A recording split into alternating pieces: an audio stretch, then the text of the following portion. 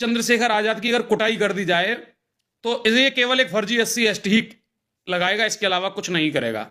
अगर तुम्हारे अकल ठिकाने नहीं आई तो हम अकल ठिकाने करना जानते हैं। इतना तुम्हें समय नहीं देंगे कि तुम कुछ भी बोलोगे और हम तुम्हें छोड़ते रहेंगे। संसद भवन में भी तुम पिट सकते हो, ध्यान रखो। हमने बहुत सांसद पिटते देखे हैं। चंदू टिप्पणी मत करो, वरना तुम जहां जाओगे वहीं पिटोगे, ध्यान रखना। ध्यान रखना, पहले भी कुटे हो और बाद में भी कुटने की संभावना हो सकती है तुम्हारी, और दौड़ा दौड़ा के कुटोगे अगर धर्म पर बोलोगे। हर हर महादेव। ये एक मूर्ख है चंद्रशेखर रावण, और बदकिस्मती से यह सांसद भी बन गया है। इसके बयान को पहले आप सुने।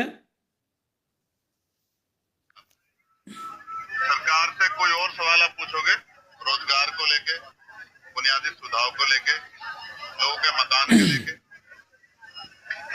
रोटी कपड़ा के लेके, सरकार पर जवाब नहीं। सरकार कहती है एक दिन में कुछ नहीं होता, लेकिन हमने देखा कि 6 महीने में रेत पे एक बहुत बड़ा शहर बनते हम लोगों ने देखा। जब सरकार करने पे आती सब कुछ हो जाता है।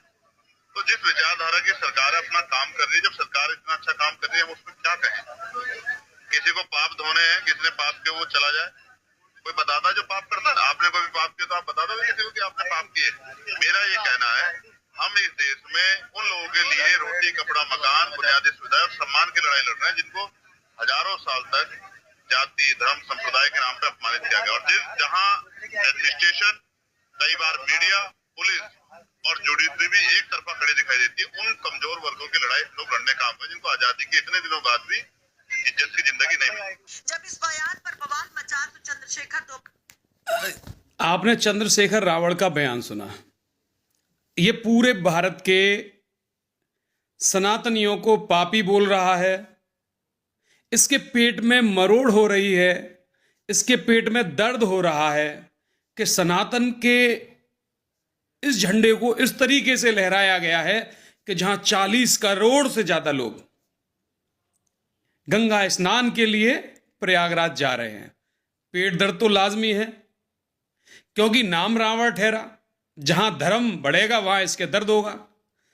और ये इतना बड़ा पापी है, इसने सदैव समाज को बांटने का, समाज को तोड़ने का, इसी व्यक्ति के द्वारा, इसके ही संगठन के द्वारा अगर जांच कर ली जाए, इसके पार्टी को फंड कहां से आता है, इसको फंड कहां से आता है, यह सांसद कैसे बना, तो इसका रास्ता बता देता हूं।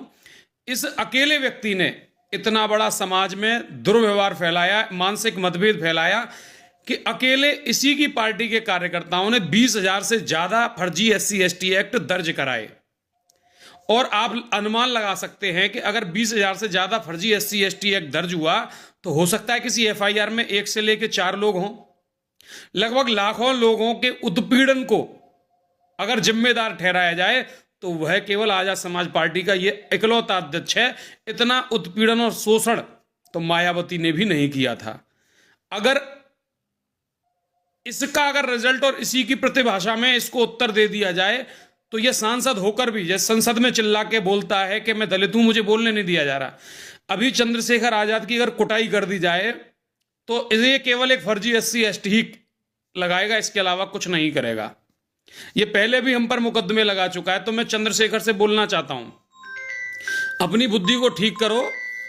चंद्रशेखर, अभी इस समय तुम सांसद हो। अगर तुम्हारे अकल ठिकाने नहीं आई तो हम अकल ठिकाने करना जानते हैं। तुमने पहले भी पूर्व में हमारे ऊपर फर्जी मुकदमे लिखवाए हैं। यार इतना तुम्हें समय नहीं देंगे कि तुम कुछ भी बोलोगे और हम तुम्हें छोड़ते रहेंगे।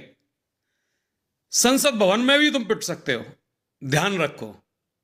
हमने बहुत सांसद पिटते देखे हैं। भाई कृपया करके, हम तुम्हारे किसी भी आस्था को ठेस नहीं पहुंचाना चाहते। हमारे धर्म से, हमारी आस्था से तुम्हें कोई लेना देना नहीं है। तो कृपया करके चंदू टिप्पणी मत करो, वरना तुम जहां जाओगे वहीं पिटोगे, ध्यान रखना। हमारे लिए किसी भी जाति और धर्म में कोई भेद नहीं।